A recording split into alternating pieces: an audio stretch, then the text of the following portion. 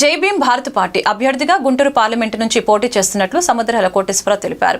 నిరుద్యోగ యువతకు ఉపాధి కల్పించడంలో కేంద్ర రాష్ట్ర ప్రభుత్వాలు విఫలమయ్యాయని ధ్వజమెత్తారు.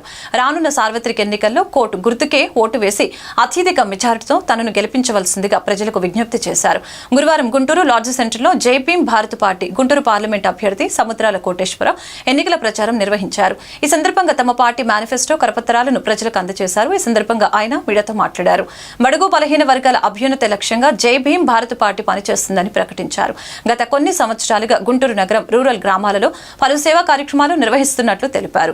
జై భీమ్ పార్టీ తరఫున మరి జడా శ్రావణ్ కుమార్ హైకోర్టు జడ్జి గారు పార్టీలో జై భీమ్ పార్టీ తరఫున పోటీ చేస్తున్నాను. మా ఓటు గుర్తుకు ఓటు వేయాల్సిందిగా కోరుచున్నాం. ఎందుకు వేయాలంటే గత 20 సంవత్సరాల నుంచి గుంటూరు చుట్టుపక్కల పరిసర ప్రాంతాలు గ్రామాలన్నీ కూడా మాకున్న పరిధిలో అనేక సేవా కార్యక్రమం చేస్తూ ప్రజల కోసం నిరంతరంగా అనేక సమస్యల మీద పోరాడుతున్నాను. ప్రజలందరూ కూడా నన్ను గుర్తించి గతంలో 2014లో ఎమ్మెల్యే పోటీ చేశాను. అదేవిధంగా 2019లో పార్లమెంటు పోటీ చేసి నన్ను ఆదరించి ఎస్సీ ఎస్టీ బీసీ మైనార్టీలందరూ కూడా గుర్తించి నాకు ఓట్లేసి మరి గత 5,000 ఓట్లు నాకు మెజార్టీ చూపించారు.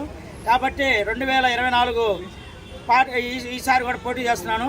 ప్రజలందరూ కూడా నేను చేసిన సేవలన్నీ కూడా గుర్తించి మళ్ళీ నీవు పోటీ చేయని ఎస్సీ ఎస్టీ బీసీలు అందరూ కూడా నన్ను బలపరిచారు.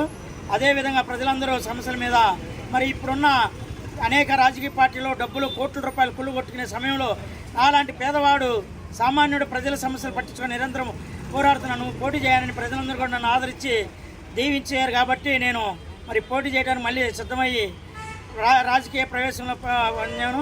అదేవిధంగా ప్రజల సమస్యలను నిరంతరంగా ఓడినా గెలిచిన ప్రజల సమస్యల మీద నిరంతరం పోరాడతాను. అదేవిధంగా ప్రజలకున్న సమస్యల మీదే కాదు పార్లమెంట్లో గలమెత్తాలని ఈసారి నేను పార్లమెంట్లో పోటీ చేస్తున్నా. మీ అమూల్యమైన ఓటు వేసి ఓటు గుర్తుకు ఓటు వేసి గెలిపించి నన్ను పార్లమెంట్కి పంపించవలసిందిగా కోరుచున్నాను.